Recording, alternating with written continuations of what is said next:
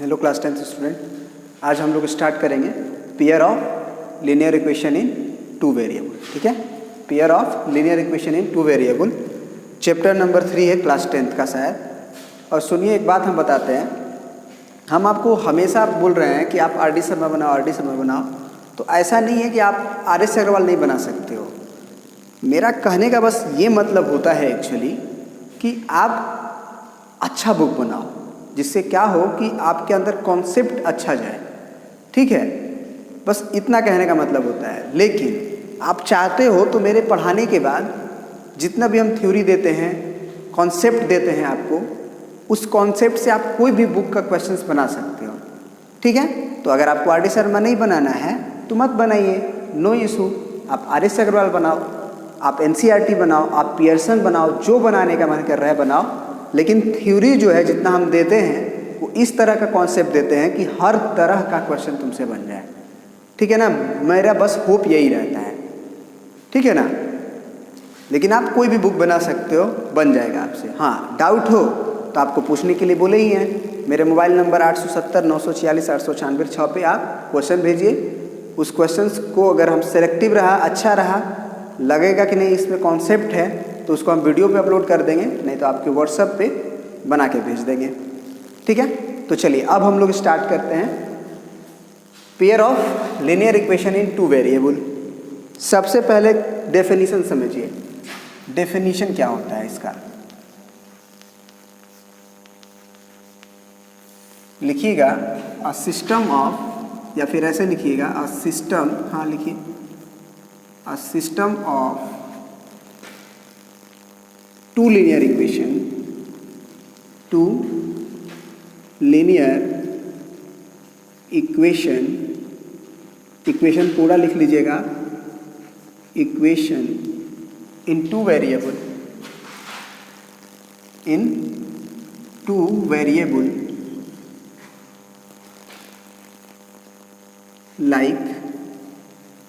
like the form of, ऐसे लिख सकते हैं, या फिर variable in the form of ऐसे भी लिख सकते हैं, या लाइक भी लिख सकते हैं, आपका जो मर्जी। In the form of a1x plus b1y plus c1 is equal to 0, a2x plus b2y plus c2 is equal to 0। देखिए, अगर एक केवल लीनियर इक्वेशन रहता बस ऐसे a1x plus b1y plus c1 equal to 0, तो this is called the linear equation in two variable x and y। इसे क्या कहा जाता है? Linear equation in two variable x and y। लेकिन अगर आपको एक साथ दो इक्वेशन दिया रहे तो इसको या तो आप पढ़िएगा सिस्टम ऑफ लीनियर इक्वेशन, है ना। सिस्टम ऑफ टू लिखने की आवश्यकता नहीं है, बस आपको फील आने के लिए हम लिखे हैं। तीन इक्वेशन भी होता है कभी कभी, तो तीनों इक्वेशन अगर एक साथ दिया रहेगा तो उसको सिस्टम के नाम से जानते हैं। और सिस्टम को हम लोग ऐसे बनाते हैं, जैसे अभी तो दो है तो छोटा सा ब्रैकेट ऐसे बस दे देंगे, इसका मतलब सिस्टम। इसको क्या पढ़ते हैं? सिस्टम। ठीक है, या फिर सिंपल दिया भी नहीं हो कुछ भी, ऐसे ही दो इक्वेशन लिख दिया जाए तो भी इसको हमको लोग क्या बोलते हैं? Pair of linear equation. लेकिन बस इतना ही अगर रख के छोड़ देंगे तो लीनियर इक्वेशन का डेफिनेशन नहीं हुआ। यहाँ पे लिखना होगा where a1 b1 c1 a2 b2 c2 are any real number, मतलब 10 15 50 -√2 -1/3 कुछ भी हो सकता है, 1b1, है ना। But a1 square plus b1 square must be not equal to 0 and a2 square plus b2 square must be not equal to 0। ये पूरा तुम्हारा pair of linear equation in two variable का डेफिनेशन हुआ। इसका मतलब क्या है पहले ये समझो। What do you mean by this and what do you mean by this and what do you mean by this. सबसे इंपॉर्टेंट तो ये है कि अगर पेयर ऑफ लीनियर इक्वेशन बने रहना है तो ये कंडीशन फुलफिल होना चाहिए। a1 square plus b1 square is not equal to 0। क्या है? गौर से देखना, गौर से देखना, है ना। देखिए इस तरह का इक्वेशन अगर लिखा रहे 2x + 3y - 7 = 0 या +7, है ना, -3x माइनस या +4y - 8 = 0।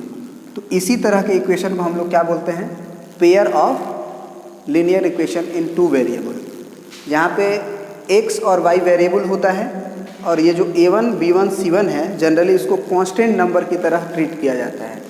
ठीक है, तो अगर हम पहले इक्वेशन में अगर आपसे a1 पूछे तो आप 2 बोलिएगा, b1 पूछे तो 3 बोलिएगा और c1 पूछे तो 7 बोलिएगा। दूसरा इक्वेशन में a2 आता है, a2x b2y c2। तो अगर हम a2 पूछे तो -3 बोलिएगा, b2 बोले तो 4 बोलिएगा और c2 बोले तो -8 बोलिएगा।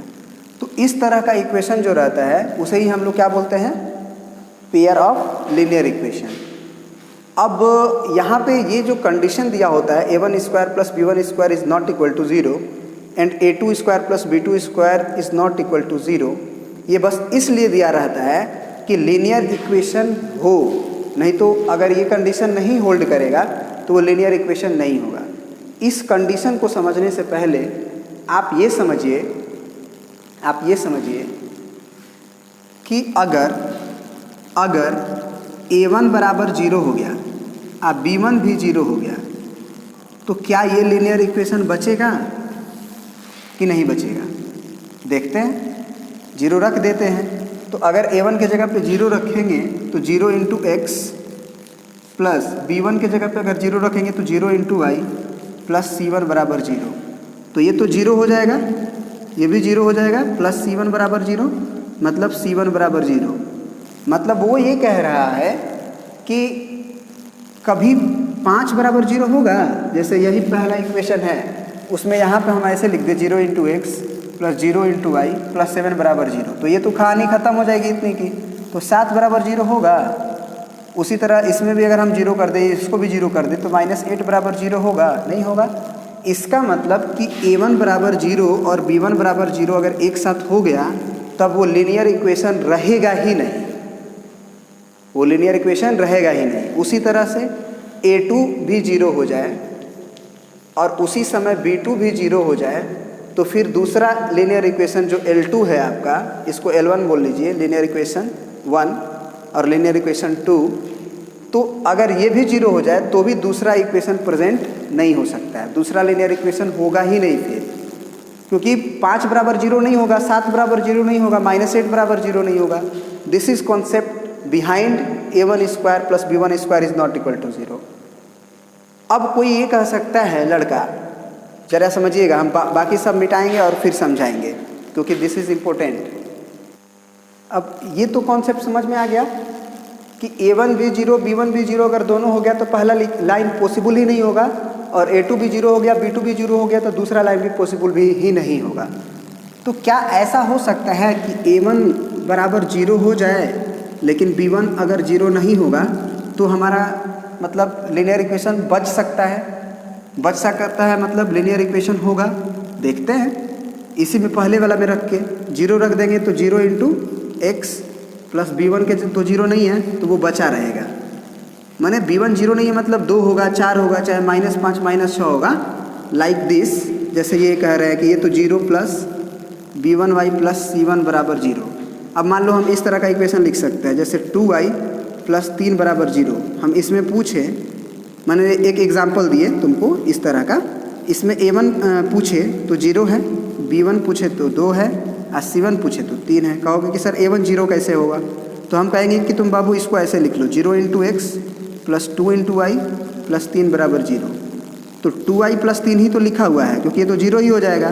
तो x के कोफिशिएंट को आप a1 बोलते हो ना, अब y के कोफिशिएंट को b1, तो b1 इसीलिए 2 हुआ और c1 जो कांस्टेंट बच जाता है। तो क्या अगर ये रहेगा तो हमारा लीनियर इक्वेशन बच नहीं सकता है? बिल्कुल बच सकता है, 2y प्लस 3 बराबर 0 है कि नहीं। तो आप ये देखे भी होंगे कि इसका इक्वेशन आप सॉल्व करो तो ये y बराबर आ जाता है -3/2। तो इसका माने आप जो है ग्राफ भी बनाए होंगे, एक्चुअली ग्राफ पे 9th क्लास में ये ओरिजिन होता है, ये x होता है, ये y होता है। तो अगर y बराबर -3/2 है तो y एक्चुअली नीचे होता है -3/2, तो y बराबर -3/2 आप पैरेलल लाइन खींच देते हो, तो ये एक लाइन का इक्वेशन दे देता है। अब कोई कहेगा कि सर ये संभव था तब तो लाइन तो संभव था, मतलब लाइन आया था। क्या अगर हम ये कह दें कि a1 0 नहीं हो लेकिन b1 अगर 0 हो जाए, मतलब y का कोफिशिएंट नहीं बचे, माने y का टर्म्स गायब हो जाए, तो क्या पॉसिबल है लाइन? तो हाँ पॉसिबल है, क्योंकि a1 0 नहीं है तो a1x, b1 तो 0 है तो ये 0 इंटू वाई प्लस c1 बराबर 0। तो इस समय की इक्वेशन किस तरह का दिखेगा? x में। किस तरह का दिखेगा?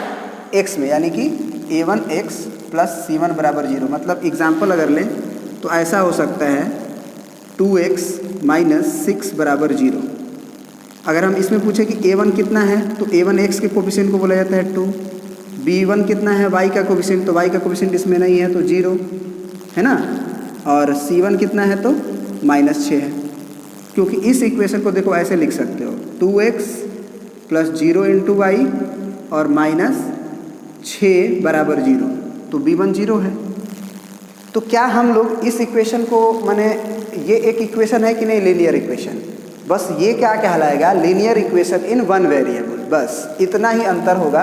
अगर a1 और b1 में से कम एक अगर 0 हो जाए, कोई एक 0 हो जाए, तो हम उसे linear equation in two variable ना कहने की बजाय उसे linear equation in one variable कहेंगे, क्योंकि उसमें एक वेरिएबल बचा ही नहीं ना।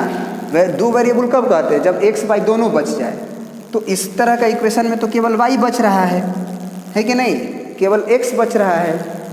तो अब इसका भी ग्राफ आप लोगों को 9th क्लास में बताया गया था, इसका भी हम बता देते हैं ग्राफ, इसको मिटा के, ठीक है। देखिए वहाँ से क्या आया हुआ है 2x माइनस 6 बराबर 0, इसका ग्राफ खींचना है मान लीजिए। तो x बराबर आप क्या लिखिएगा 6/2 यानी कि 3। तो x बराबर 3 का ग्राफ कैसे खींचते हैं? पैरेलल टू y एक्सिस, याद रखिएगा। अगर x बराबर कांस्टेंट आए तो पैरेलल टू x एक्सिस, क्योंकि x बराबर 3 यहाँ होगा तो ये डिस्टेंस हमेशा 3 रखिए, तो x का ही ना डिस्टेंस होता है ये लेफ्ट राइट वाला। तो इस इक्वेशन का नाम हो जाता है x बराबर 3, या फिर इसी को आप लिख सकते हैं 2x minus 6 is equal to 0। ये पूरा स्ट्रेट लाइन ऐसे जाएगा, ये ओरिजिन है आपका।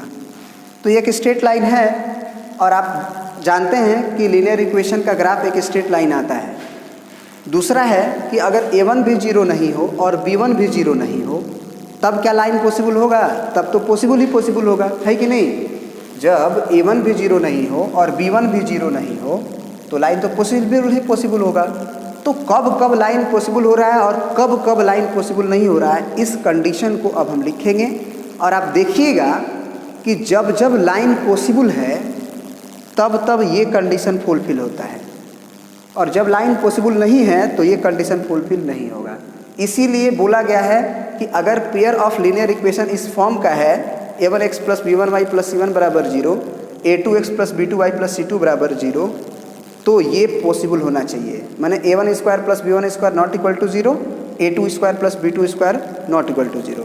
मतलब ये कह सकते हैं कि जो अभी हम जितना भी एक्सप्लेन किए कि a1 0 होगा तो b1 0 नहीं होना चाहिए तब लाइन पॉसिबल है, या a1 0 नहीं हुआ तो b1 0 होगा तो भी लाइन पॉसिबल है, या दोनों का दोनों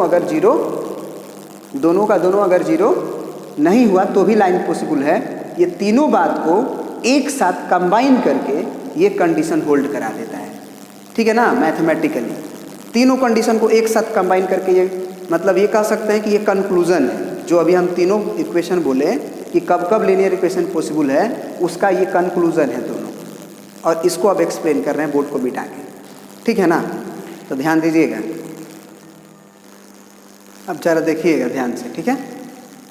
ये जो लिखवाए हैं, लिखा गया है कि a1x plus b1y plus c1 बराबर 0 लाइन, आपको पता होगा कि एक स्ट्रेट लाइन है ना, क्योंकि लीनियर इक्वेशन है। x और y में अगर डिग्री 1 होता है तो लीनियर इक्वेशन होता है। लाइन इज ओनली पॉसिबल, तभी पॉसिबल होगा यदि a1 बराबर अगर 0 हुआ और b1 भी बराबर 0 नहीं हुआ, माने a1 भी 0 के बराबर नहीं होना चाहिए और b1 भी 0 के बराबर नहीं होना चाहिए, तब लाइन पॉसिबल होगा। या फिर a1 0 नहीं हो, b1 0 हो जाए तो भी कोई दिक्कत नहीं है, लाइन पॉसिबल है। या A1 अगर 0 हो जाए और B1 अगर 0 नहीं हो तो भी लाइन पॉसिबल है। ठीक है, कब पॉसिबल नहीं है? तो ये कह सकते हो कि सर A1 भी 0 हो जाए और साथ में B1 भी 0 हो जाए तब लाइन पॉसिबल नहीं है, क्योंकि ये भी 0 ये भी 0, तो C1 बराबर 0 आएगा, यानी कि 7 बराबर 0 -5 बराबर 0, इस तरह का इक्वेशन देगा जो कि पॉसिबल ही नहीं है।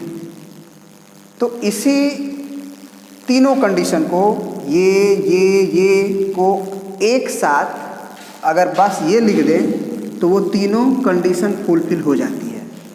यही अब चीज़ समझा रहे हैं कि इससे वो तीनों बातें कैसे फुलफिल हो जाती है। देखिएगा, एक्चुअली इसको ऐसे समझिए कि दो नंबर का स्क्वायर को जोड़ के 0 नहीं आना चाहिए। तो पहले सोचिए कि 0 आएगा तो क्या होगा, तब समझ में आ जाएगा कि 0 नहीं आएगा तो क्या होगा।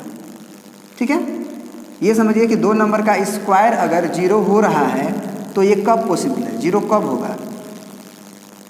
कोई भी नंबर का स्क्वायर आप -2 ले लीजिए, उसका स्क्वायर ले लीजिए, और यहाँ पे 3 ले लीजिए, उसका स्क्वायर ले लीजिए। स्क्वायर करिएगा तो 2 दूना के 4 प्लस 3 तिया के 9, माइनस भी लेते तो भी प्लस 9 आता।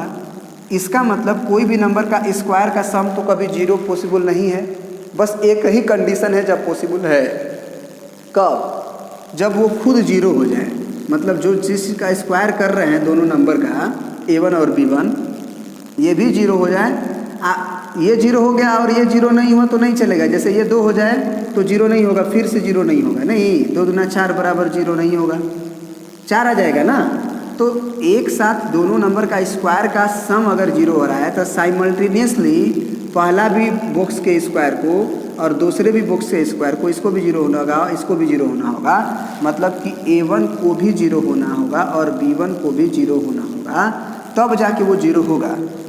तो हम तो यही बोल रहे थे कि अगर ये दोनों अगर हो गया एक साथ, A1 भी 0 और B1 भी 0, तब लाइन पॉसिबल नहीं है, तब लाइन पॉसिबल नहीं है। तो यही तो बोल रहा था कि A1 square plus B1 square simultaneously not equal to 0 होना चाहिए। तब जरा सोचो और देखो कि अगर ये 0 हो गया तब लाइन पॉसिबल नहीं है, और 0 नहीं हुआ तो लाइन पॉसिबल है। तो 0 कब नहीं होगा? जब A1 बच जाए, B1 बच जाए मतलब 0 ना हो, A1 और B1 दोनों 0 ना हो, A1 कुछ ना कुछ हो जाए और B1 भी कुछ ना कुछ हो जाए। जैसे कि A1 का वैल्यू 3 हो जाए, B1 का वैल्यू -4 हो जाए, पॉसिबल है। या इसका वैल्यू -3 हो जाए, इसका वैल्यू +4 हो जाए, तब पॉसिबल है, तब 0 नहीं होगा। तो आपको भी पता है कि A1 और B1 कुछ हो जाएगा, कुछ ना कुछ वैल्यू हो जाएगा तो एक लाइन आ जाएगा। हाँ, ये भी पॉसिबल है कि ये एगो 0 हो जाए कम से कम, एगो 0 नहीं हो, तो भी आप देखे थे एग्जाम्पल में। तो A1 बच जाएगा तो -3x, B1 तो 0 है, प्लस C1 बराबर 0, तो इस समय भी लाइन पॉसिबल था, है कि नहीं? या फिर ये 0 हो जाए, A1 0 हो जाए और B1 0 नहीं हो, B1 मान लीजिए 2 हो जाए, तो भी पॉसिबल था। ये 0 हो गया था और 2y प्लस C1 की जगह पे आप 7 मान लीजिए ना, तो भी पॉसिबल था। ठीक है ना? तो इसीलिए ये बताया गया कि A1 square plus B1 square अगर 0 हो जाएगा तब तो लाइन पॉसिबल नहीं है, और अगर 0 नहीं हुआ तो लाइन पॉसिबल है। और यही कंडीशन हम A2x plus B2y plus C2y बराबर 0 पे भी लगाते हैं कि ये पॉसिबल तभी होगा। अब बस सब A1 1 के जगह पे 2 लगा देंगे। तो ये रहा एक brief introduction pair of linear equation को होने का या नहीं होने का। आई होप ये समझ में आया होगा। नेक्स्ट वीडियो में हम लोग देखेंगे कि कैसे लीनियर इक्वेशन इन 2 वेरिएबल को सॉल्व किया जाता है। ठीक है, चलिए।